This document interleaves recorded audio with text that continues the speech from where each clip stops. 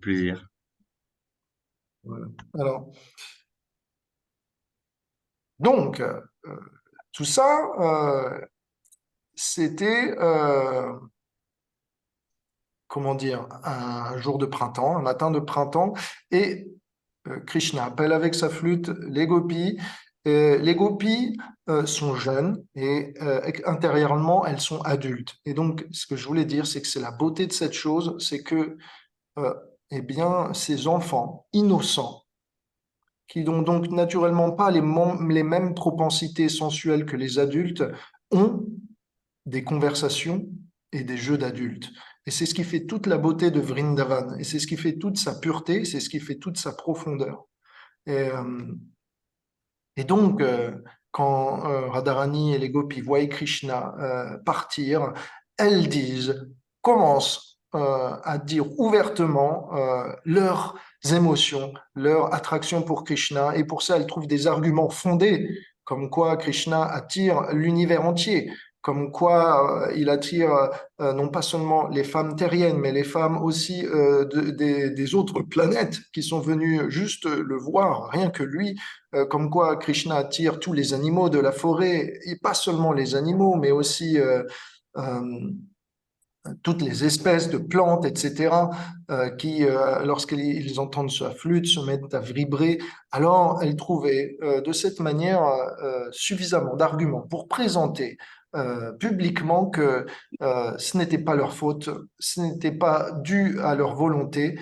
Si la chasteté qu'elles avaient pour leur mari était brisée, c'était par l'action d'attraction que Krishna exerce qui est au-delà du naturel, qui est infaillible en fait. Donc c'est dans cette euh, histoire qu'on se plonge aujourd'hui et qu'on continue. Donc je crois, euh, je crois qu'on s'était arrêté juste après les vaches, comment les vaches étaient figées à l'écoute du son de la flûte de Krishna et avec leurs oreilles, la coupe de leurs oreilles buvait le nectar des lèvres de Krishna transmises à travers le son de sa flûte et comment dans leur cœur elles l'embrassaient et venaient à le lécher de leur museau. Pendant ce temps, les veaux qui étaient en train de s'abreuver du pis de leur mère étaient en train simplement d'arrêter même de boire le lait, qui est pourtant leur fonction pour se maintenir en vie. Et donc on avait dit, voilà, ça c'est un signe que Krishna est tellement attractif qu'on oublie même de se maintenir. Et donc, le préambule, la petite remise à jour étant faite, on se replonge eh bien, dans ce chapitre et nous voilà. Radharani qui trouve de nouveaux arguments. Elle dit, dans la compagnie de Balaram et des pâtres, Krishna est continuellement en train de faire vibrer sa flûte. Et toutes les hordes d'animaux de Vrindavan sont l'effet, sont comme sous l'effet du soleil brûlant. Voyant cela, pendant l'été, les nuages se tiennent la main afin d'apporter de l'ombre aux troupeaux de vaches de Krishna, des pâtres et de l'ensemble des habitants. De cette manière, il s'élève haut dans le ciel et couvre les rayons du soleil. Il forme comme une barrière entre le soleil et Krishna. Et de leur corps de vapeur, ils offrent une multitude de gouttelettes d'eau et servent comme de parapluie. Alors, voilà comment maintenant, même les éléments, finalement, jusqu'ici on avait dit, ok, les plantes, les animaux, et maintenant c'est même les éléments qui viennent à servir Krishna. Ici, en particulier, c'est les nuages qui se disent, comment peut-on servir Krishna? Eh bien, simplement, élevons-nous dans le ciel, couvrons les rayons du soleil qui sont ardents et qui sont brûlants. Et de cette manière, servons notre maître et cher ami. quelque chose d'incroyable, c'est que c'est dit dans le sanskrit que les nuages avaient une intention d'amitié envers Krishna. Pourquoi ils avaient de l'amitié? Parce que Krishna est considéré comme Shyama Sundar, comme ayant la carnation, la couleur de peau d'un nuage chargé d'orage. Et donc les nuages se disent, il est un membre de notre famille, puisque Krishna a pris une couleur de peau qui est semblable à un des membres de notre famille. Donc naturellement, on se sent ami avec lui, on se sent proche de lui. Et pas seulement ça, mais puisqu'il a la couleur de peau d'un nuage chargé d'orage, naturellement, il a glorifié l'ensemble de notre dynastie, l'ensemble des nuages. On est glorieux pour ça. Et donc, on doit servir notre frère aîné.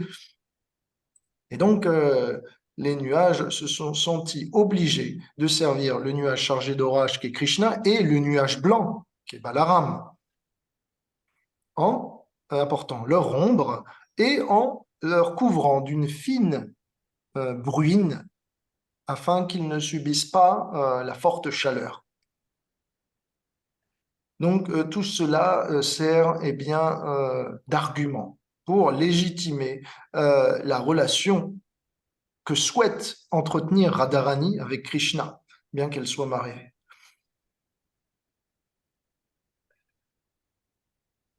Euh,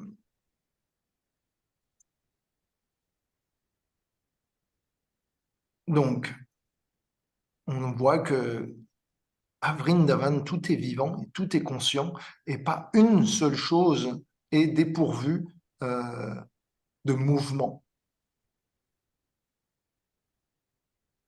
Alors, je continue.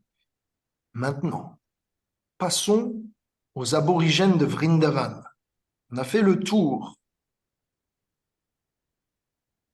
Et maintenant, on a oublié aussi ceux qui sont dans les bois, ceux qui sont un petit peu hors société, qu'on appelle les Pulindas. Et Radha dit à propos de ces dames, les aborigènes de Vrindavan, ces tribus des bois que l'on fréquente peu, deviennent simplement troublées lorsque elles voient sur le sol, sur l'herbe, des traces de kumkum. Le kumkum, c'est du vermillon, c'est rouge. C'est en particulier de la poudre que vous pouvez trouver sur le front des Indiens, souvent, en particulier des femmes. Et c'est aussi quelque chose qui sert à décorer les mains ou le bas des pieds. Et c'est quelque chose qu'on peut retrouver aussi sur la poitrine. Donc, cette poudre s'est retrouvée ici sur l'herbe. Et de cette manière, comprenant que cette poudre avait été prise de la poitrine des gopis lorsque Krishna avait posé ses pieds sur la poitrine de celle-ci et que lorsqu'il marchait, des résidus de vermillon, de kumkum avaient été déposés sur l'herbe, les aborigènes se sont dit qu'il était bon et auspicieux de prendre cette poussière et d'enduire leur corps avec. Alors, là, il y a beaucoup à dire. Et, et en fait, pour cela, je vais devoir vous poser une question. C'est dit que normalement, la première véritable rencontre où Krishna et Radharani seront véritablement là, l'un avec l'autre dans l'intimité, ce sera lors de la danse rasa. Et cette danse va arriver plus tard. Alors, comment se fait-il que Radharani est en train de parler euh, d'indigènes à Vrindavan qui ont pris le kumkum qui était sur l'herbe, qui appartenait à la poitrine des gopis, qui avait été touchée par les pieds de Krishna, et ainsi dispersé de cette manière. Ça n'aurait pas pu arriver normalement. Il y a une erreur chronologique, puisqu'ils ne se sont toujours pas rencontrés. Comment Radharani peut dire que les aborigènes pensent ça et qu'elle a vu ça? Est-ce que vous comprenez un peu la situation? Il y a une anomalie. Et donc, cette anomalie, pour la réconcilier, il faut qu'on lise un autre livre qui s'appelle Le Gopal Champu de Jiva Goswami, et il nous donne des détails sur cette situation. Et pour ça, je vais devoir faire eh bien, une petite digression pour expliquer comment comprendre eh bien, cette histoire. Cette digression, elle se passe dans un flashback, celle eh bien, du printemps dernier. Là, on est à l'automne et donc on retourne eh bien, il y a quelques mois en arrière. Lors d'un printemps, eh bien, le vent soufflait. Et ce vent avait porté jusqu'à Krishna une feuille sur laquelle Radharani avait écrit de ses ongles eh bien, des mots d'amour, qu'elles ne pensaient pas qu'elles arriveraient à leur destinataire. Mais à Vrindavan, eh bien, il n'y a pas de hasard. Et donc, Radharani, qui écrivait ses pensées et son chagrin sur des feuilles de bananier, eh bien, décrivait de cette manière que Vrindavan était vide, sans la compagnie eh bien, de la lune. Cette lune, c'est Krishna. Et que elle n'avait aucun goût à se maintenir sans la compagnie eh bien, de cette lune. Krishna, comprenant aussi qui avait écrit cela, se mit à écrire lui aussi des poèmes sur les feuilles de bananier avec ses ongles. Bien sûr, le vent arrangea que les poèmes de Krishna furent transférés de manière opportune jusque entre les mains de Radharani. Et ainsi, la Providence eh bien, faisait partager les sentiments secrets de l'un et de l'autre.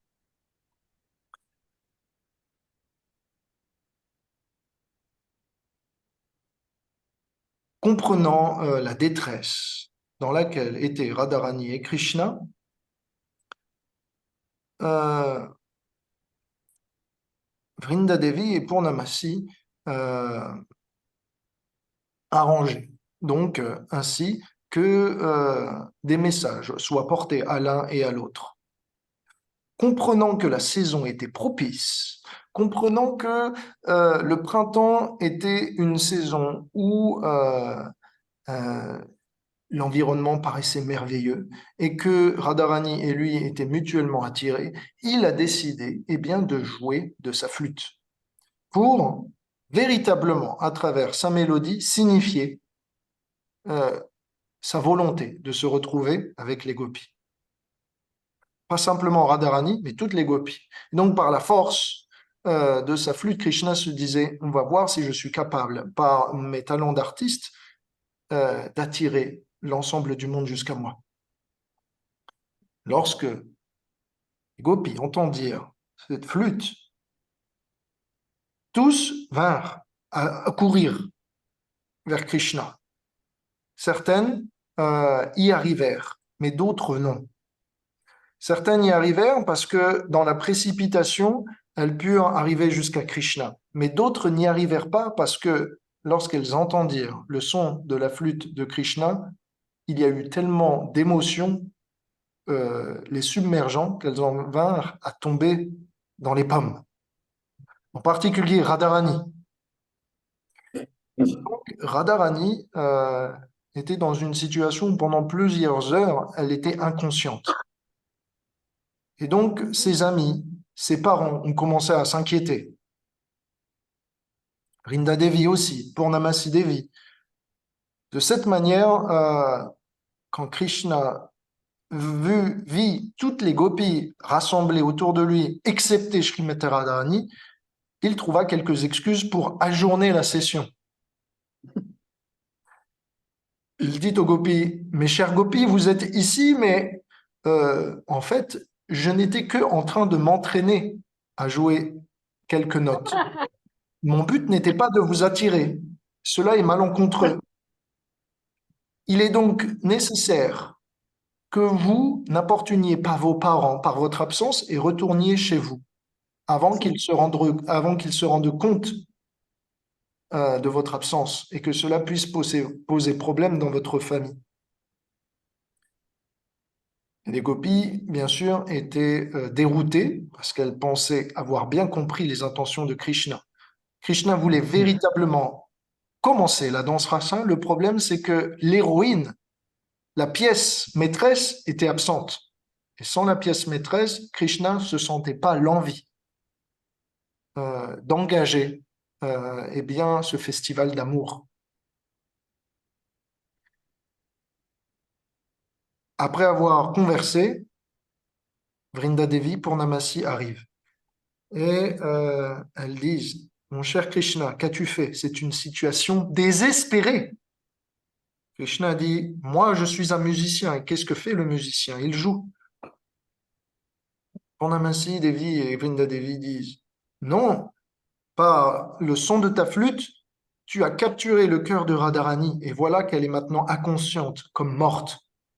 Nous avons tout essayé. Le temps passe et sa vie, son souffle, est en train de partir. S'il te plaît, viens lui redonner vie.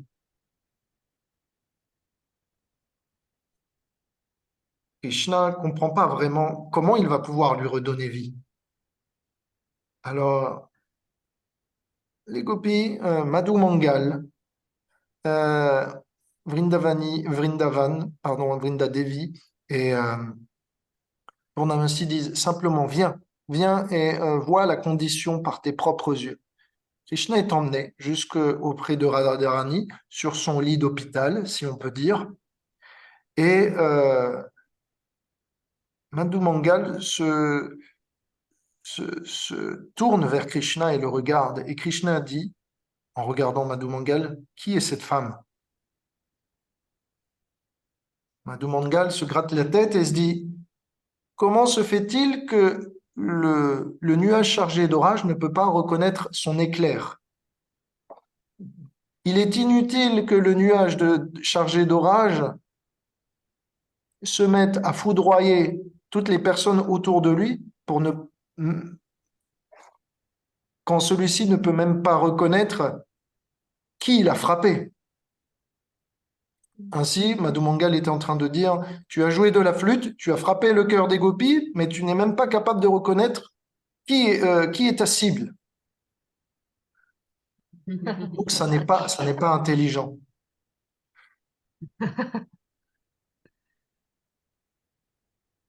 Vrinda Devi dit, écoute, si tu la rejettes maintenant, on ne pourra jamais dire que la déesse de fortune est toujours auprès de toi, sur ta poitrine.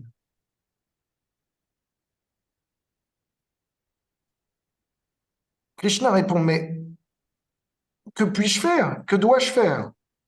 Madhu Mangal et Vrinda Devi lui disent, il faut que tu la touches, il faut que tu puisses apposer ta main, parce que c'est ça qui va lui redonner vie. Krishna dit, je ne peux pas faire ça, elle appartient déjà à quelqu'un d'autre. La seule chose que je peux faire, c'est la regarder. Et avec mon regard, peut-être, je peux lui insuffler la vie. Vrinda Devi, Purnamasi Devi, tout le monde accepte. Le problème, c'est que Krishna et Radharani restent pendant un longtemps immobiles, comme deux statues. Krishna a beau insuffler la vie en Radharani, de par son regard bienveillant, il n'arrive pas à réanimer sa bien-aimée. Un long moment se passe et Krishna demande quelle est la suite? Qu'est-ce que je dois faire? Donc, à ce moment-là, Vrinda Devi lui dit, cette fois, tu dois lui poser ta main, tu n'as pas le choix. Krishna dit, ce n'est pas la bonne attitude. Alors, qu'est-ce que dit Vrinda Devi? Si tu peux pas poser ta main, alors place au moins ton pied sur sa poitrine. Alors, elle insiste, dépêche-toi, il faut. Elle va bientôt mourir, ça se trouve. Peut-être même a-t-elle déjà quitté son corps, son pouls est bas. Alors, voyant que Krishna est hésitant, Vrinda Devi, Madhu Mangal prennent son pied et délicatement le posent sur la poitrine de Vrinda Devi où était enduit comme traditionnellement le veut, la poudre de vermillon, de kumkum. De cette manière, à ce moment-là, sous les pieds de Krishna, s'était retrouvée, eh bien, la poudre de sa bien-aimée, ou on va dire la décoration, l'ornement, les minéraux de sa bien-aimée. Quand Krishna fit cela, Radharani immédiatement ouvrit les yeux. Embarrassé, s'échangeant des regards, Krishna vint à se tourner et à immédiatement partir.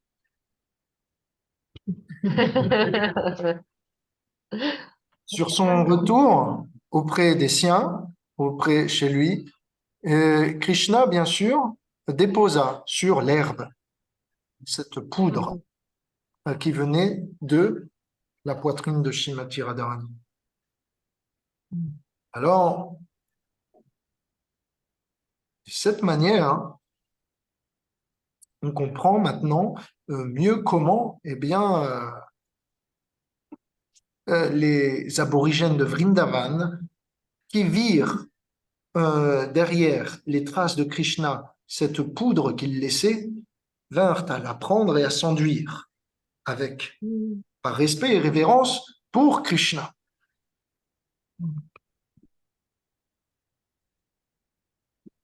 Donc, cette poudre vient aussi de Shrimati Radharani. Et par son simple contact, cette poudre a induit une attraction illimitée que les indigènes de Vrindavan ne possédaient pas jusqu'alors. Lorsqu'ils s'enduirent le corps avec, ils expérimentèrent les sentiments d'amour que Radharani avait pour Krishna.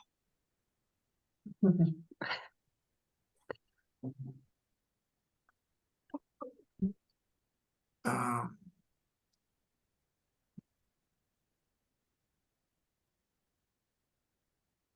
Il y a un principe, une leçon qu'on peut apprendre de ça. C'est que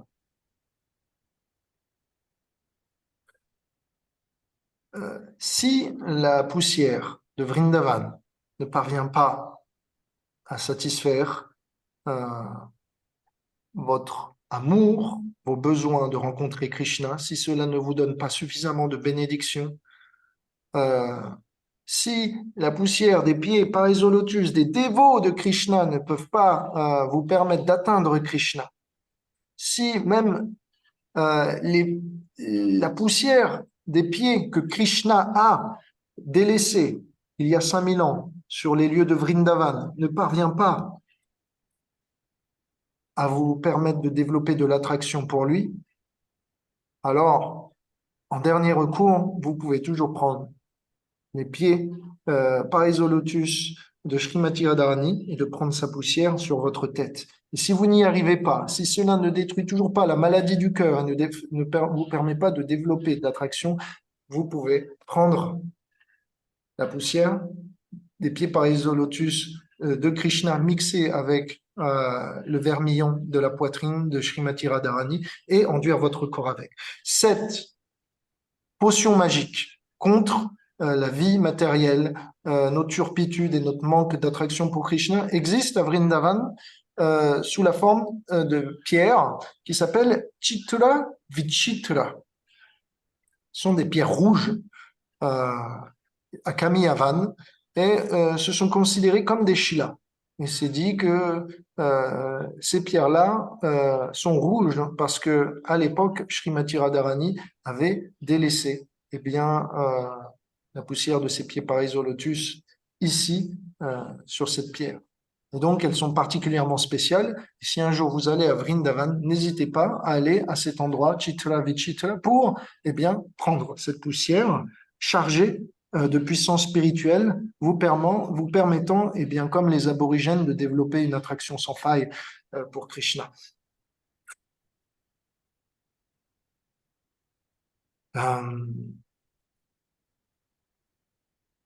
Donc, c'est dit dans ce verset que lorsque les aborigènes vinrent à enduire cette poudre, elles étaient totalement satisfaites et libérées de toute anxiété. Alors c'est important, puisque,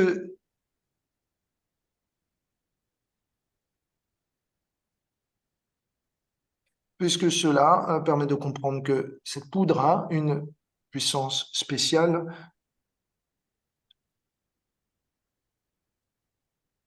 Et donc, cette place particulière, euh,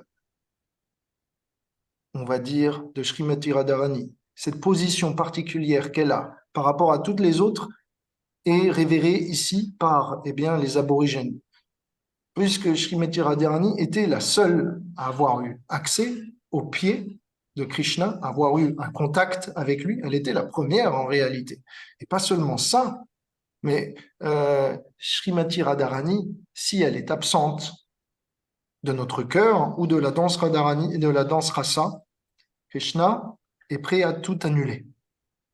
Donc, c'est une, euh, c'est une leçon pour nous d'adorer toujours les deux ensemble et de toujours bien inviter Srimati Radharani en premier pour que Krishna soit sûr de venir complètement et de ne pas venir pour un temps et de repartir ensuite.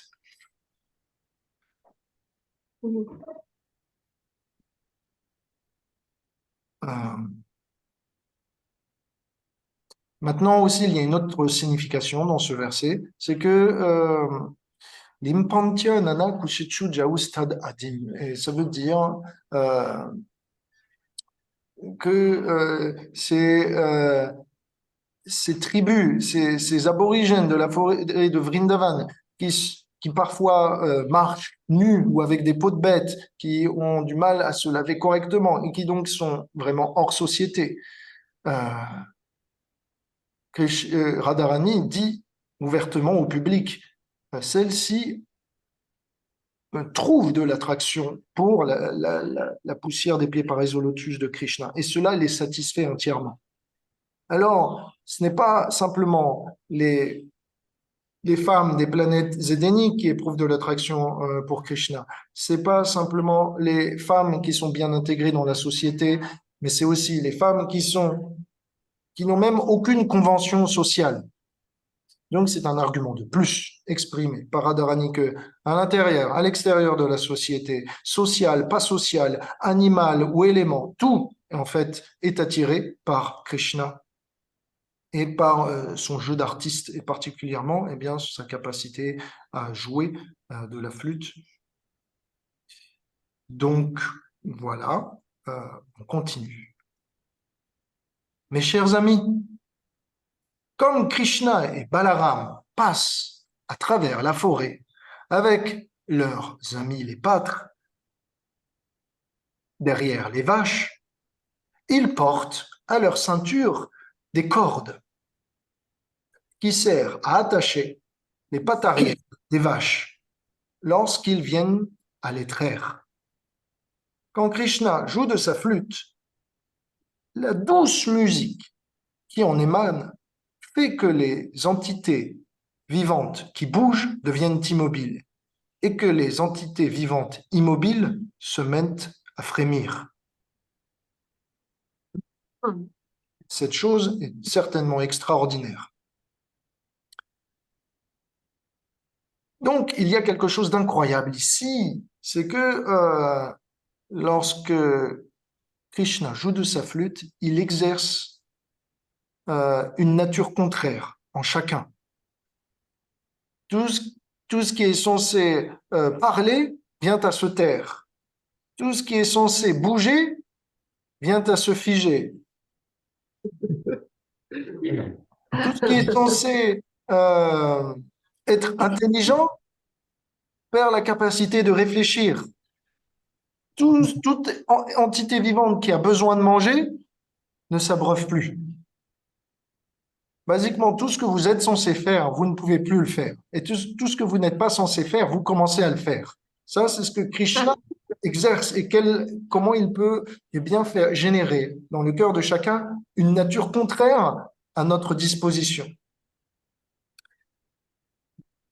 Et donc, c'est quelque chose d'incroyable, c'est que en la compagnie de Krishna, tous les opposés se réconcilient. De la même façon que Mhm. Krishna concilie en lui tout opposé. Et cela fait de lui une personne formidable, certes inconcevable, mais adorable et attractif.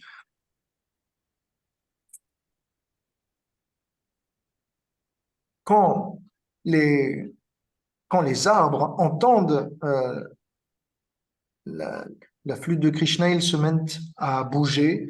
Là, euh, bien sûr, à ce moment-là, toute la forêt est en ébullition et toutes les gopis semblent être comme, eh bien, des personnages figés sur une peinture. Ça, c'est ce qui se passe, comment ils rendent mobile et immobile. Et donc,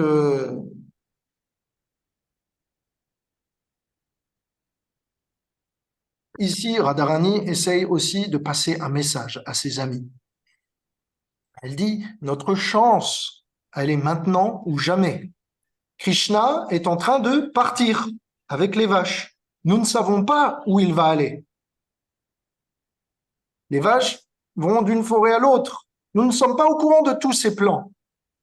Par conséquent, mes chers gopis, par ma description, je vous alarme sur le fait que si nous perdons de vue Krishna maintenant, nous serons incapables de le retrouver pour la journée entière.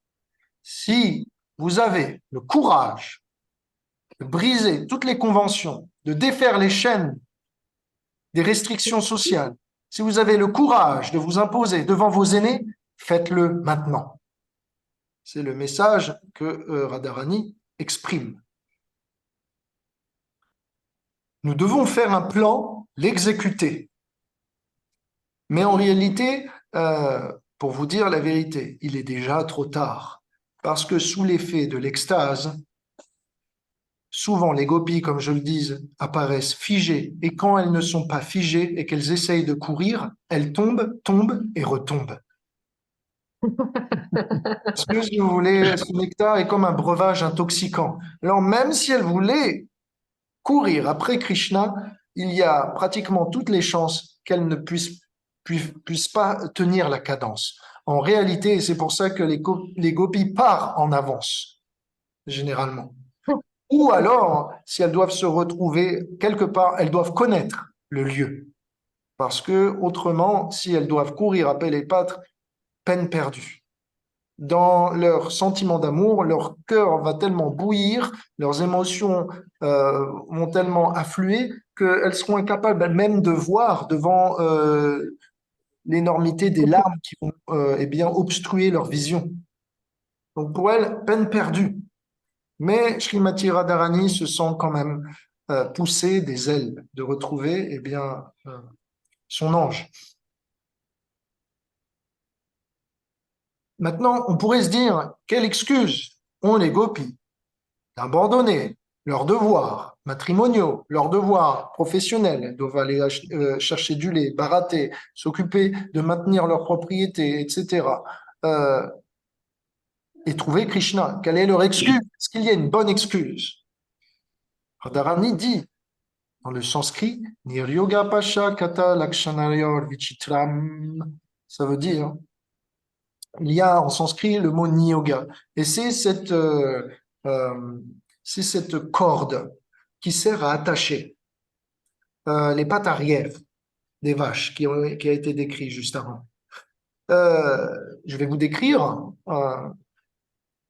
comment cette corde ressemble. C'est un morceau de tissu de soie dont les bouts eh bien, sont ornementés de perles.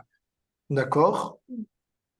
Parfois, Krishna et les Gopas mettent cela comme turban, parfois autour de leur taille, parfois sur leurs épaules, pendant qu'ils marchent, pendant qu'ils jouent, pendant qu'ils eh bien, s'occupent des vaches.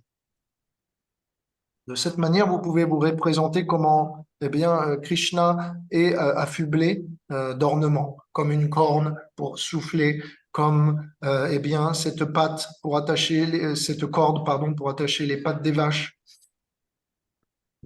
ou comment il a une flûte eh bien, à sa ceinture. Ce sont les divers instruments que Krishna utilise pour eh bien, satisfaire son devoir et garder les vaches. Donc, qu'en est-il de, de, de cette corde? C'est que Krishna ne garde les vaches que comme prétexte. Véritablement, Krishna ne fait pas que lier les pattes arrière des vaches à lui. Il lie à lui toute la création. En fait, toute la création entière a été attachée à Krishna, pas que les vaches. Et les vaches euh, ne servent à Krishna euh, que comme prétexte pour lui déployer la finesse de ses talents d'acteur, de ses talents de héros. Donc, si vous voulez, aller emmener les vaches, tout ça, c'est qu'un prétexte pour voler le cœur des gopis, pour, eh bien, voler le cœur de la forêt de Vrindavan. Euh, Krishna est capable d'attirer le mental de chacun. Et pour ça, euh, Radharani dit, non pas seulement Krishna a une ceinture pour attacher les pattes arrière des vaches, mais Krishna a aussi des mantras à travers sa flûte. Non seulement si Krishna ne peut pas nous attacher physiquement, il le fera verbalement à travers des formules magiques, à travers le son de sa flûte. Donc dans tous les cas, Krishna est armé pour capturer le cœur de chacun. En sa compagnie, c'est l'intégralité du vivant qui commence à manifester des sentiments d'amour pour lui. Donc, soyons prudentes, mes chers amis, Gopi, Radharani dit, avec Krishna. Mieux vaut se tenir loin de lui, sinon il va vous capturer. Le problème, c'est qu'une fois que vous avez été capturé, jour après jour, vous êtes attiré et vous ne pouvez plus vous défaire de ces liens. On continue. Ainsi, narrant l'un après l'autre les activités merveilleuses de la suprême personnalité, quand il errait dans les forêts de Vrindavan, les gopis s'absorbèrent en pensée.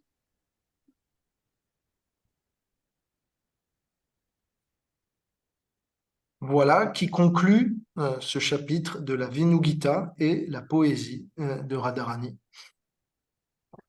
Srimati Radharani ki Im Vrindavani Shri Vrindavandam Chintamani Dam ki Gaura Bhakta Vrinda ki. Donc, tout ça est arrivé à l'automne, ok? Pas de problème? C'est bon. C'est bon. Maintenant, on va avancer dans la saison suivante qui est celle de l'hiver. Donc, euh, il y a quelque chose d'intéressant, c'est que le mois de Kartik, c'est l'automne. Et c'est censé être le mois, le, le mois de Radharani. Pardon, c'est l'hiver. C'est censé être le mois de Radharani.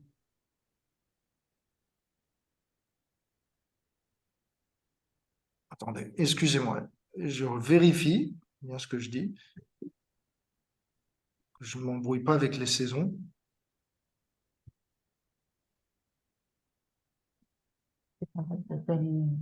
C'est pareil. Euh, Décembre, c'est l'hiver. C'est pareil. ah, l'Arctique, l'Arctique, c'est considéré être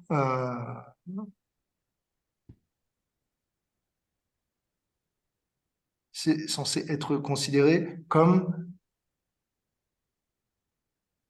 pas exactement mentionné, mais c'est censé être, eh bien, L'automne? Oui, exactement. Et donc, ah, voilà, j'ai compris ce que voulaient nous dire les commentateurs. Désolé, je me suis embrouillé. Le mois de Radharani est en automne, celui là où Krishna a chanté sa flûte, ok? On est d'accord? C'est là où se passait la Venu Gita. Et le mois suivant, c'est dit dans la Bhagavad Gita que parmi tous les mois, il est le mois du premier de l'hiver. Donc le mois le mois entre le mois qu'ils appellent Margashirsha, qui est un mois entre novembre et décembre, ok? Et donc, ça veut dire quoi? Ça veut dire quoi? Je suis désolé, je m'embrouille. Ça veut dire que le mois de Radharani arrive en premier et que Krishna suit naturellement, directement après. Donc après Kartik, le mois de Radha suit le mois de Krishna. Et aujourd'hui, on se trouve dans le mois de Krishna. OK? Le mois Ok. favori de Krishna. C'est ce qu'il dit dans la Gita. Donc voilà, tout ça, c'était pour dire ça. Et donc, en cet hiver, je vais eh bien, vous dire ce qu'il s'est passé. C'est le chapitre 22. Et on va passer maintenant à l'histoire de Gopi plus jeunes. Les gopis dont on parlait juste précédemment, c'était Radharani. C'était les plus aînées parmi toutes. Elles étaient considérées comme éternellement résidentes de Goloka. Ce sont des énergies divines. Ce sont des déesses de la fortune, si vous voulez. Mais les gopis dont on va parler ici et maintenant sont d'une autre catégorie. Ce sont des gopis plus jeunes, un an plus jeunes, et qui sont un peu moins matures dans leur approche et dans leur relation avec Krishna, qui sont plus timides aussi, et donc qui sont plus obéissantes. On va, je vais vous mentionner dans le Ramayana, dans l'histoire de Ramachandra, cet épique écrit et rédigé par Valmiki, il est compté qu'un jour, des sages de la forêt de Dandakaranya chantaient le mantra de Krishna.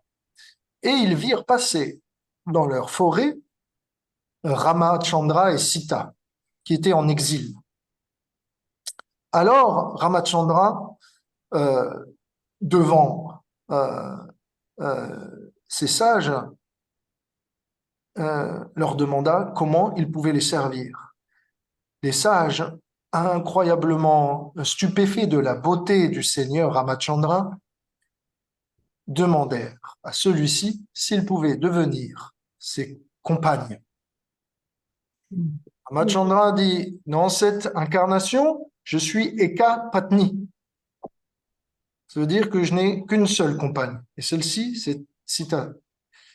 Donc, la place n'est pas à prendre. Mon cœur est déjà donné. Cependant, dans une incarnation suivante, je serai capable de satisfaire votre désir. Non seulement j'apparaîtrai dans une forme encore plus attractive, mais mon intimité sera accessible à d'autres. Alors, euh, lorsque les sages de Dandakaranya vinrent à quitter leur corps, eh bien, leur âme devait prendre naissance ici, à Vrindavan. Ils grandirent parmi les autres gopis et la promesse que Ramachandra leur avait donnée devait être maintenant satisfaite. Et ils devaient donc appartenir. Ces derniers devaient donc appartenir maintenant eh bien, à Krishna et devaient aller dans son intimité. Donc, c'est une autre catégorie que ces gopis, ces jeunes gopis, puisque ce ne sont pas des énergies éternellement résidentes à Goloka, ce sont des êtres comme vous et moi qui se sont perfectionnés et qui ont atteint la perfection et la compagnie de Krishna grâce à leur pratique dévotionnelle. Donc on appelle ça sadhana siddha, ceux qui ont atteint la perfection grâce à leur sadhana, à leur richesse dévotionnelle. Alors que les autres, telles que Srimati Radharani, sont appelées Nitya Siddha, éternellement libérées. Elles n'ont jamais dû descendre dans ce monde et n'ont jamais dû faire une quelconque sadhana, une quelconque pratique spirituelle pour atteindre l'amour de Krishna. Elles l'avaient déjà de naissance. Donc, ceci étant dit,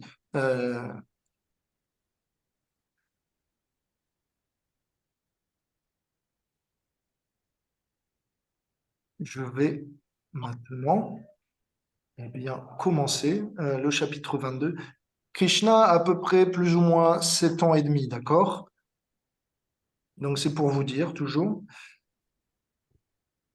Et après avoir décrit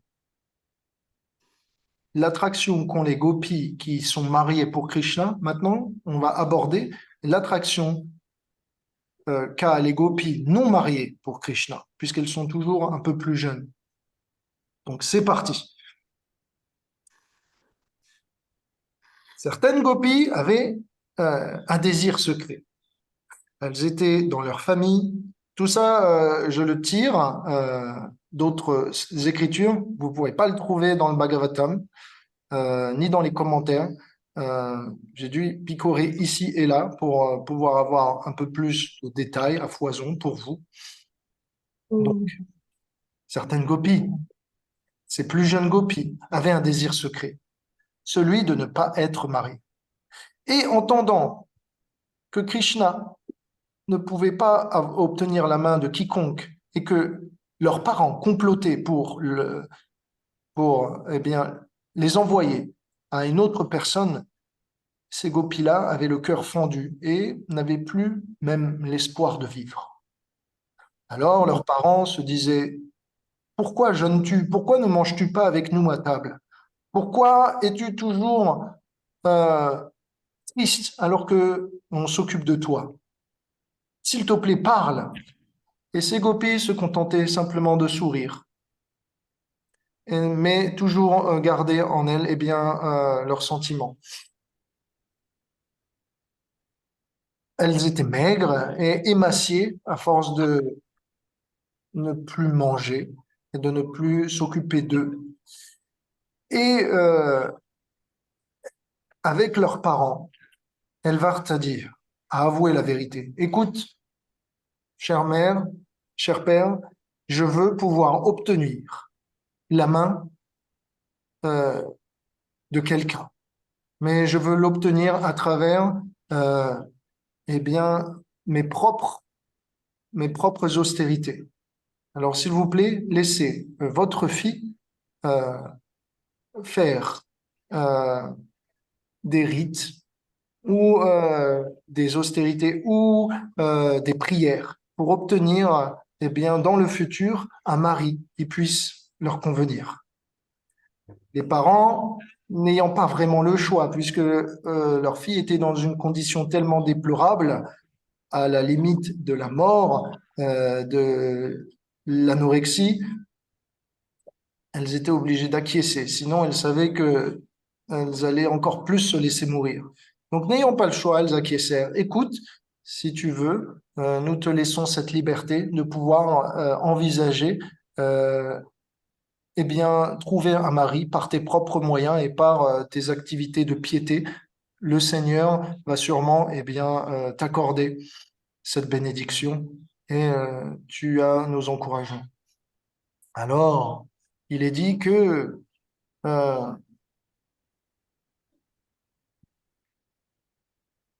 ces dernières commencèrent à envisager de, de se retrouver dans un coin secret, à l'abri des regards, loin de Vrindavan, puisque cet endroit s'appelle Chirgat. Est-ce que vous connaissez ce mot, Chirgat? Est-ce que ça vous dit quelque chose? Donc, je vous montrer où ça se situe. C'est entre Bhadravan et c'est entre Kadiravan, c'est près de Nandagram. Mais si vous voulez, basiquement, c'est à 4 heures de marche de Vrindavan. 4-5 heures de marche de Vrindavan, 3-4 heures de marche de Varshana. Donc, elles sont allées vraiment loin, vraiment loin. Et donc, régulièrement, elles devaient faire des allers-retours.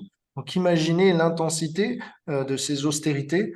Euh, Elles voulaient un coin tranquille pour que personne ne sache quelle était la nature de leurs vœux.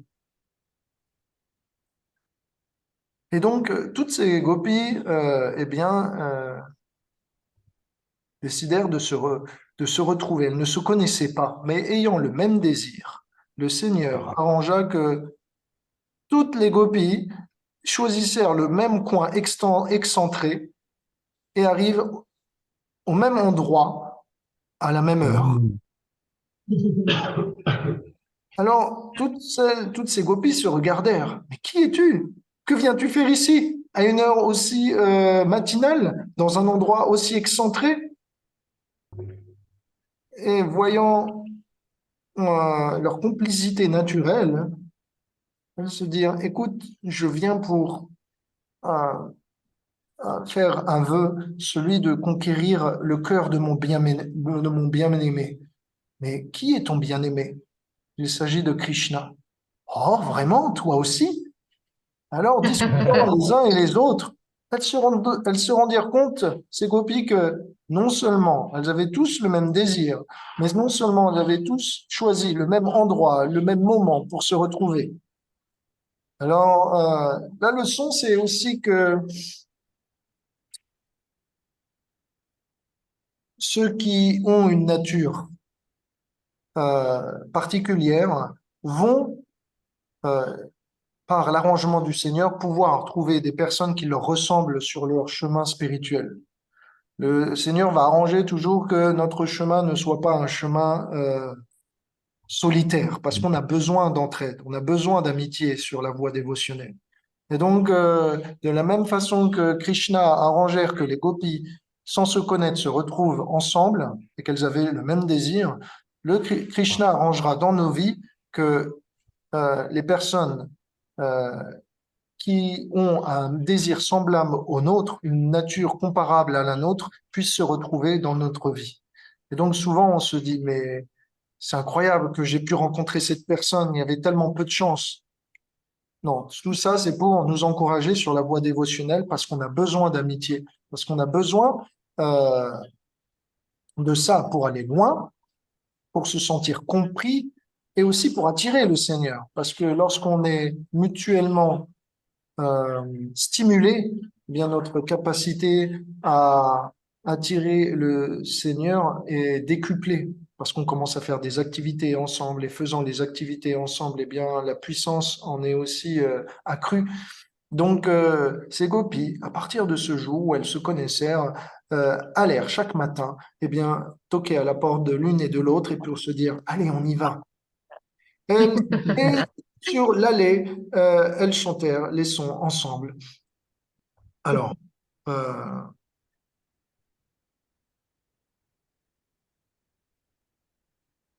le problème, c'est qu'elles ne savaient pas comment faire pour obtenir Krishna.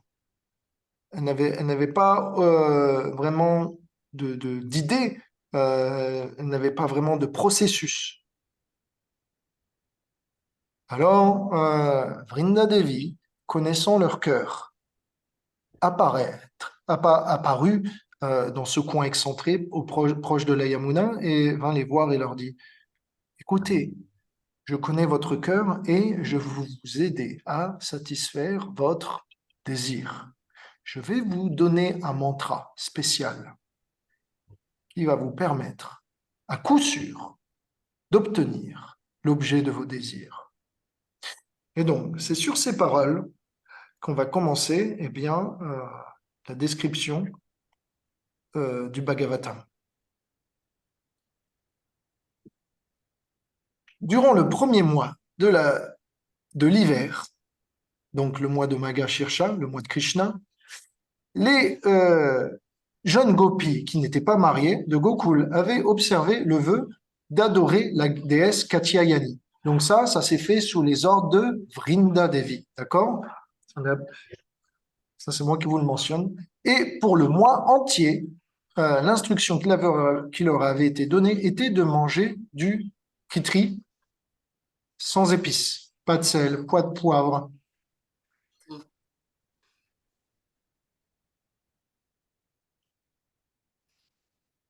Donc, on va nous décrire un peu plus en détail quelle était la, la méthode. Ici, dans le sanskrit, c'est dit, les gopis sont appelées Krishna Vadva, ça veut dire les femmes de Krishna. Donc, on peut comprendre que les Écritures considèrent les gopis comme les femmes de Krishna, naturellement. Alors, Katyayani, ça peut vouloir référer à Durga Devi, qui est, on va dire, la mère nature, qui est, qui est celle qui produit l'illusion de ce monde et qui fournit les éléments pour cet univers. Et Katyayani peut aussi référer à l'énergie de Krishna, celle qui s'occupe eh bien, du monde spirituel. Donc, en fait, Durga est une expansion de Purnamasi, Yogamaya, et Yogamaya est une expansion de Radharani. Donc, toute énergie revient à sa source en Radharani. Donc, ici, quand les gopis disent adorer Katyayani ou Durga Devi, ça réfère pas forcément à la déesse, la compagne de Krishna, pardon, la compagne de Shiva, Parvati, ça réfère à eh bien, la personne, l'ascète qui réside à Vrindavan et qui est le maître spirituel de tous les abritants de Vrindavan, donc Mahayogini Purnamasi Devi. Ok, ça va? C'est pas trop compliqué? C'est bon pour vous? Ok. Donc, rappelez-vous, une énergie externe, Durga Devi, une énergie interne qui s'occupe des actions spirituelles, Yogamaya. Parfois, les deux peuvent être appelés par le même nom puisque l'un provient de l'autre. Donc, la narration continue. Elles avaient le devoir de se baigner dans les eaux de la Yamuna lorsque le soleil pointait. Les instructions que Vrinda Devi leur avait données étaient de fabriquer une idole, ou si vous voulez une murti, une effigie euh, de la déesse Durga avec le sable et la terre de la berge. Ensuite, ils devaient l'adorer avec des substances aromatiques, de la pulpe de santal, lui offrir des fleurs, des fruits, etc., une lampe, un encens, des noix de bétel, tout, une guirlande, tout ça est décrit. Donc, petit point aussi, je ne sais pas si vous vous imaginez, mais se baigner en hiver dans l'eau de la rivière, c'est costaud, hein. Et pour des jeunes filles, marcher 3 heures aller, 3 heures retour, tous les jours, en mangeant que du kitri sans épices, ça laisse peu d'énergie, hein. Donc, il faut vraiment être déterminé. Il faut vraiment être déterminé. Et c'est sûrement aussi une indication pour nous, montrer que on va devoir aussi être déterminé. Déterminé de mettre notre confort de côté pour, eh bien, obtenir la compagnie de Krishna. Pour la petite histoire, il est recommandé dans les Écritures que la douche froide aide, eh bien, à amoindrir les sensations de la chair et donc à diminuer eh bien, les sensations du corps et à valoriser la tolérance face à l'impulsion des sens pour dynamiser eh bien, la présence de l'âme, les sens spirituels.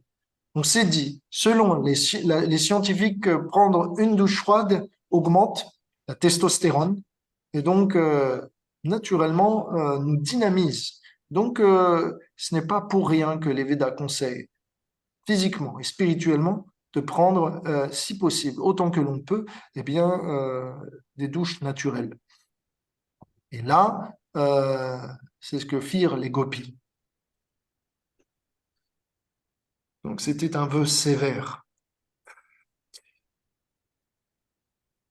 chacune des jeunes gopis non mariées accomplissaient leur rituel, faisaient leur petite mourti, fait de sable et de terre de la berge de la Yamuna, en chantant le mantra suivant. Alors, vous savez quoi? On va le chanter ensemble, parce que c'est le mantra qu'a donné Vrinda Devi aux gopis pour atteindre Krishna. Alors, sûrement que ce mantra a une puissance particulière, non? Est-ce que vous voulez pas le réciter avec moi? Oui, oui, oui.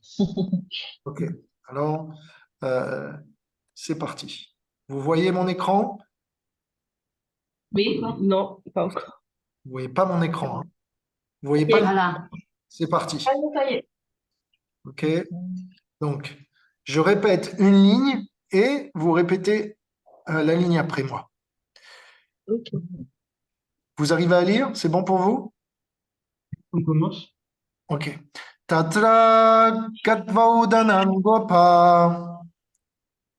Tatra Gopa.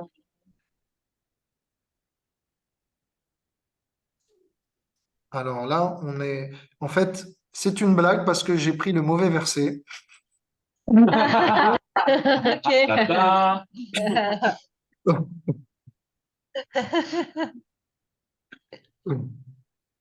Ok.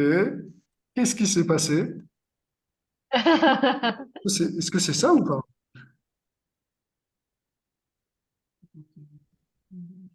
Ah, mais non, mais c'est normal, je suis pas au bon chapitre. Ah, désolé. C'était le bon verset, mais pas le bon chapitre. Voilà. Ok, on reprend? C'est parti. Katyayani Mahamaye, Katyayani Mahamaye. Mahayogini Hadishvari, Nanda Gopa Sutam Devi, Patim Me Kurute Namaha, Iti Mantram Japatyasta, Ojam Shakru Kamarika.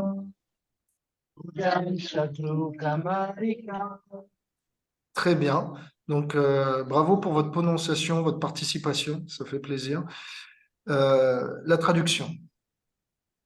S'il te plaît, ô toi, déesse Katyayani, pour la Massi Devi, ô toi, énergie du Seigneur, toi qui possèdes tous les pouvoirs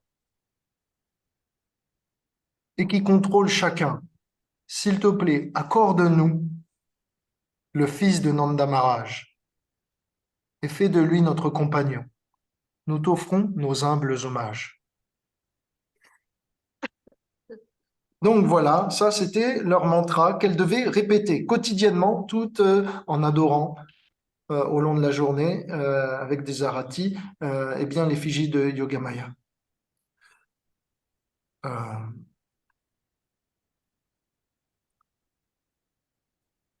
donc Vrinda Devi avait tout arrangé et donc ça c'est aussi quelque chose, une leçon pour nous, c'est qu'avec les bénédictions de Tulasi Devi, qui est donc Vrinda Devi, on peut atteindre les pieds pareils au lotus de Krishna. En fait, on a besoin sur notre chemin, eh bien, des bénédictions des saints. On a besoin d'être supportés spirituellement par nous-mêmes, par nos efforts.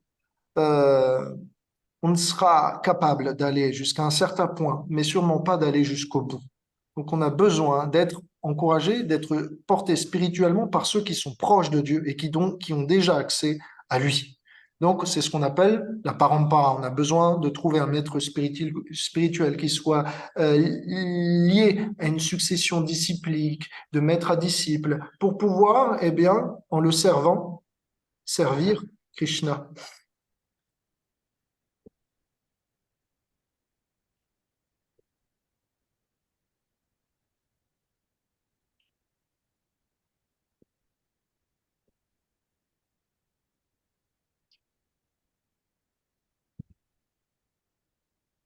Bon, maintenant, on peut se poser une question. Euh, les acharyas nous disent.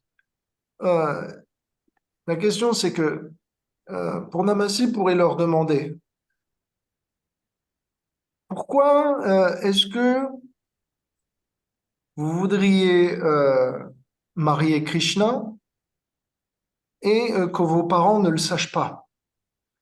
Comment vous pourriez mener une vie mariée avec Krishna alors que celui-ci est censé rester célibataire?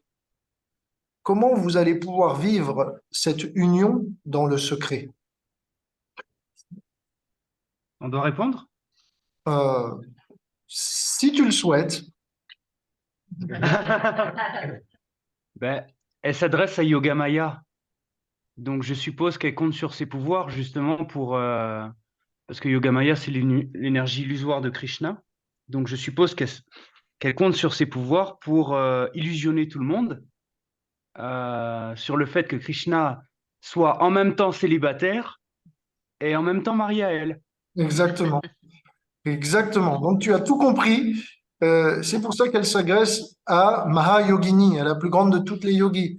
S'il te plaît, Purnamasi, toi qui es la reine de l'illusion, toi qui enchantes les âmes de ce monde conditionnées aux biens matériels périssables, toi qui les fais croire au bonheur alors qu'ils sont en train de souffrir, toi qui es en même temps capable dans le monde spirituel d'arranger tous les divertissements de Krishna, toi qui fais que chaque jour, ils puissent s'émerveiller l'un et l'autre. S'il te plaît, toi qui es la maîtresse de tous les pouvoirs, arrange que l'on soit marié à Krishna et que personne ne le sache. Et donc, on va voir, mais ça va se passer. Leur souhait va être exaucé. Krishna doit rester célibataire et donc Yogamaya va trouver un plan pour cela.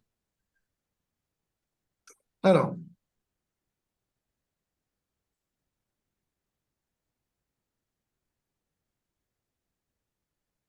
ainsi, pendant le mois entier, eh bien, les jeunes femmes ont accompli leurs devoirs et leurs vœux proprement, absorbant leur mental en Krishna en répétant cette formule, puisse le fils de Nanda Maharaj devenir mon compagnon.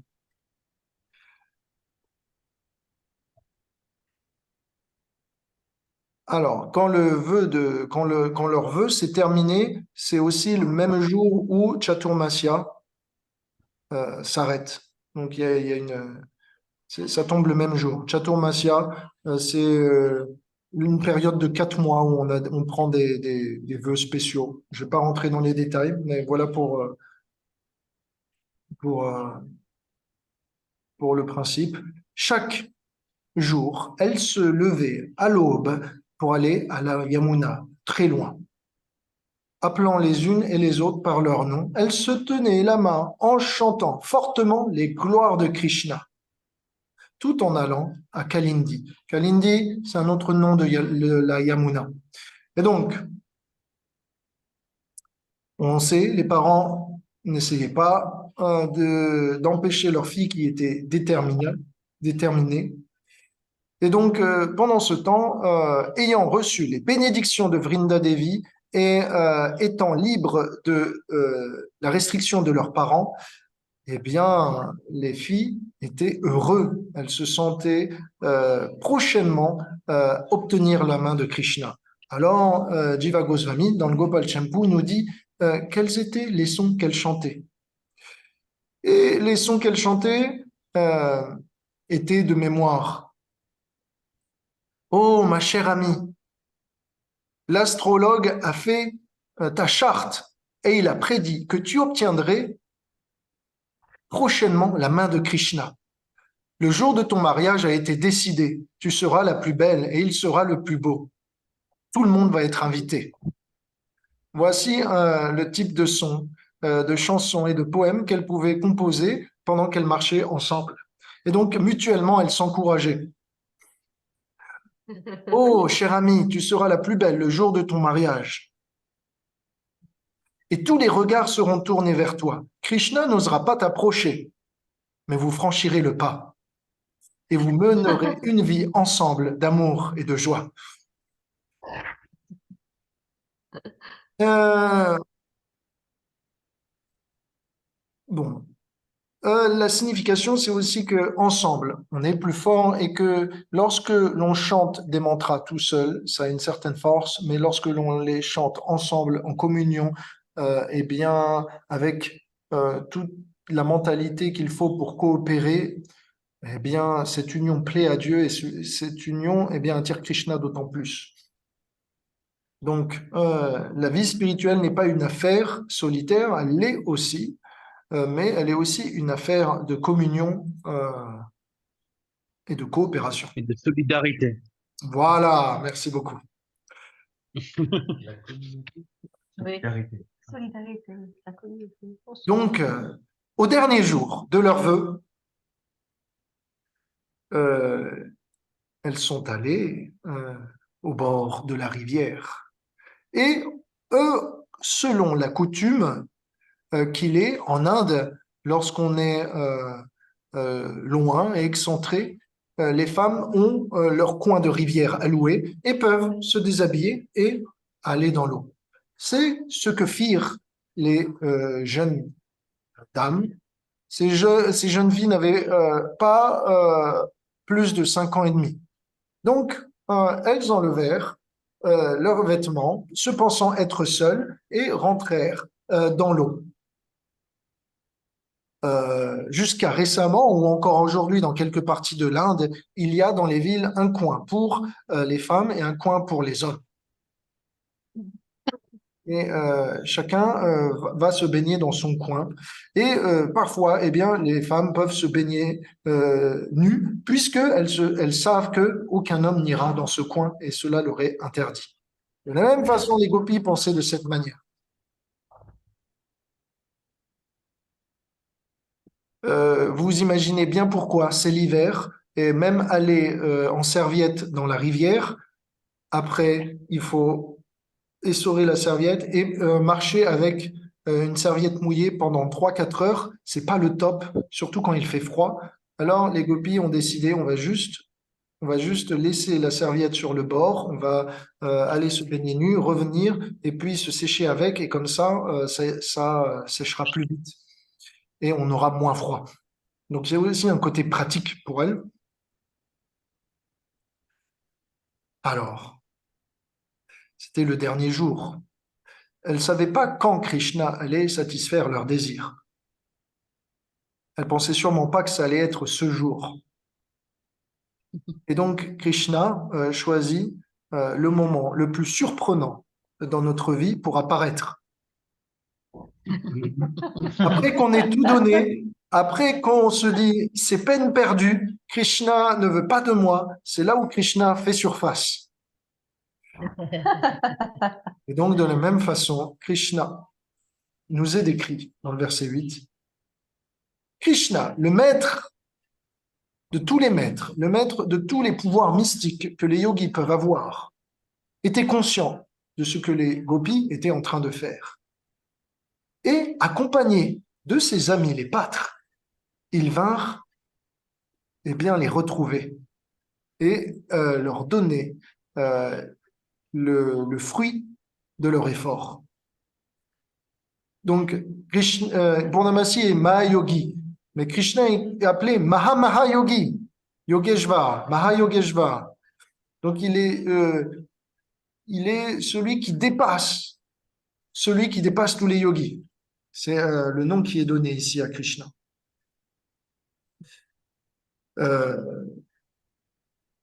Donc là, c'est bizarre. Je ne sais pas vous, mais la question c'est comment Krishna a apporté des amis à lui dans une situation aussi gênante pour les gopis. N'était-ce pas normalement censé être une affaire privée que de venir octroyer sa main aux gopis? Krishna en a fait une histoire publique. Et donc, la raison, je vais vous la donner, c'est que ces jeunes amis, soudain, Vasudha, Kinkini, Dama sont des gopas très très jeunes. Krishna a 7 ans et demi à ce moment-là, mais ces gopas ont 4 ans. Donc ce sont vraiment des jeunes gopas. Et donc ils n'ont pas vraiment à cet âge-là, rappelez-vous quand vous étiez enfant ou regardez vos enfants, on n'a pas vraiment de notion encore trop prononcée de ce qui est public, privé, de ce qu'est la nudité, de ce qui ne l'est pas. Il n'y a pas vraiment de question de sensualité dans le mental d'un enfant de cet âge. Et donc Krishna les emmena pour cette raison, parce qu'il y avait beaucoup de gopis, et donc il y avait beaucoup de vêtements à subtiliser. Et donc Krishna avait besoin aussi d'aide pour subtiliser ses vêtements. Donc c'était la raison pour laquelle il est venu. Il est venu avec des êtres innocents et il est venu aussi pour avoir un peu d'aide.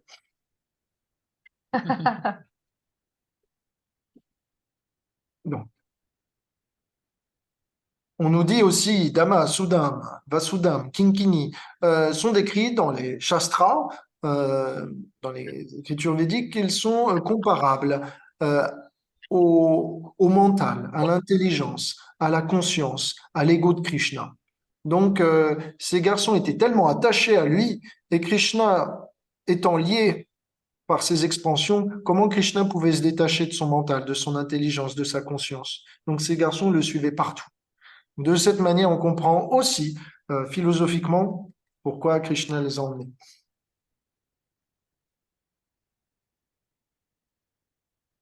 Ok, on nous dit, prenant les vêtements des gopis, il grimpa rapidement au-dessus de l'arbre. Et de cette manière, attendant dans le silence, il en vint à sourire fortement et à rire. À ce moment-là, ses compagnons qui étaient silencieux se mirent eux aussi à rire et à blaguer. Ok, ce qui s'est passé, c'est que au début, Krishna était en train d'emmener ses compagnons. Et ses compagnons, ses 4 amis, étaient en train de dire, mais Krishna, où est-ce qu'on va? Krishna disait, chut, c'est un secret. Une fois que Krishna est arrivé près des gopis, Krishna leur a dit, écoutez, voilà le plan. Chut, surtout, ne rigolez pas. Vous savez comment c'est quand on est jeune et quand on vous dit il faut pas rigoler. La seule chose que vous avez envie de faire, c'est de rigoler. Surtout pour des enfants Ouais. d'âge. Alors ils étaient là, Krishna leur dit, on va leur jouer un tour, on va prendre leurs vêtements et on va le mettre dans l'arbre et on va voir comment elles vont faire pour les récupérer. D'accord, Krishna. Donc, et si elles vous disent quelque chose, voilà ce qu'il faut répondre. Donc Krishna vint à les instruire sur au cas où les gopis posaient des questions, les accusaient de quoi que ce soit. Krishna avait préparé aussi les réponses et les excuses pour ses amis. Donc si vous voulez, Krishna est un voleur expérimenté, n'est-ce pas? Il s'est exercé sur la maison de tous les habitants de Vrindavan. Donc pour lui, voler les habitants de Vrindavan n'étaient pas chose difficile. Alors qu'en est-il de jeunes filles non sur leur garde? C'était pour lui une piètre performance. C'était pour lui très facile. Et donc, Krishna subtilisa, expert comme il est, les gopis et leurs vêtements en particulier. Alors, Krishna monta dans l'arbre, c'est dit. Krishna observa pendant un temps et il voyait que les gopis, ça va être dit un peu plus tard, s'amusaient dans l'eau. Elles s'éclaboussaient avec l'eau. Elles étaient très joyeuses puisque c'était le dernier jour de leur vœu et elles savaient que elles avaient reçu les bénédictions de recevoir, pour sûr, Krishna comme Marie. Alors elles fêtaient ça avec enthousiasme. Et donc elles chantaient les gloires de Krishna et de leur futur mariage. Et Krishna, regardant tout cela, commença à rire aussi aux éclats. La façon dont il percevait la joie des gopis était communicative. Lorsque les amis de Krishna virent que celui-ci s'esclaffait et souriait, ils se dirent, OK, c'est bon, maintenant on peut s'afficher. Et ils se mirent aussi à rire. Et donc là, la blague devint publique. Alors, c'est décrit que, entendant le rire profond, la voix profonde de Krishna, c'est écrit qu'il y a trois parties profondes de Krishna dans le nectar de la dévotion. Il y a sa voix, il y a son nombril, il y a son cœur. Alors, sa voix étant très grave, le rire de Krishna est reconnaissable entre tous. Tout de suite, elle est sûre. Oh, Krishna est là. Mais pas au moment où on l'attendait. Mais au moment où elles entendirent aussi les rires de ses amis, elles se disent, il y a un problème. On attend Krishna, certes, mais on n'attend pas d'autres personnes. Alors elles commencèrent à se regarder les unes les autres, à baisser la tête. Elles se sentirent embarrassées. Elles ne savaient pas si il y avait des personnes aînées qui allaient arriver, si des personnes allaient les voir nus, si tout ce qu'elles avaient gardé secret pendant un mois, leur amour pour Krishna était maintenant découvert. Elles ne savaient pas quelle était la condition et quel était leur futur.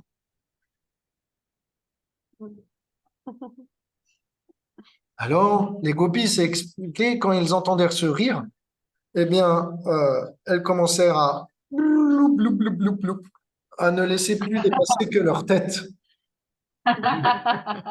Avant, on pouvait voir peut-être leur poitrine, mais maintenant, on ne voyait plus que leur tête. Évidemment, elles étaient timides, elles étaient embarrassées et pudiques. Alors, elles regardèrent Krishna et le virent dans l'arbre, sentirent que l'eau était très froide et que rester longtemps comme ça allait être un supplice, qu'elles étaient dans une position désavantageuse. Krishna s'était fait maintenant visible. Alors les gopis appelèrent Krishna. Ça, je le lis du Gopal Champu. Est-ce que les habitants de Vrindavan vont glorifier tes activités?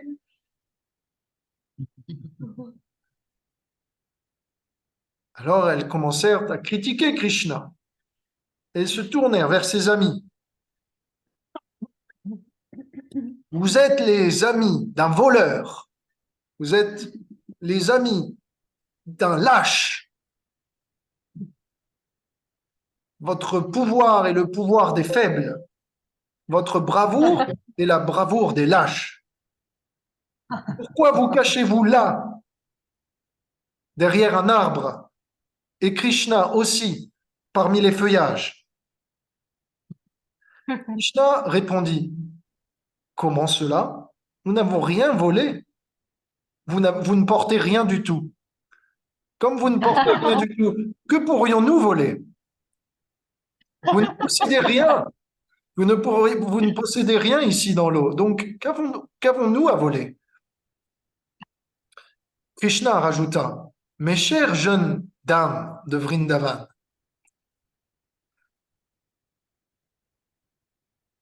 savez-vous qui a mis ses habits sur la branche de l'arbre Kadamba où je suis en train d'être assis? J'étais en train de faire paître mes vaches quand soudain j'ai vu au loin un arbre qui semblait avoir des fruits multicolores.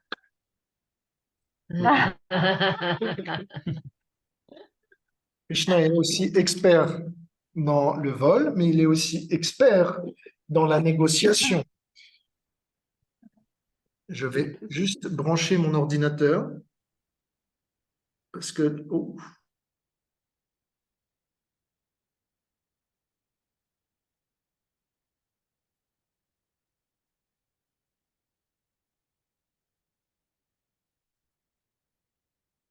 Hmm.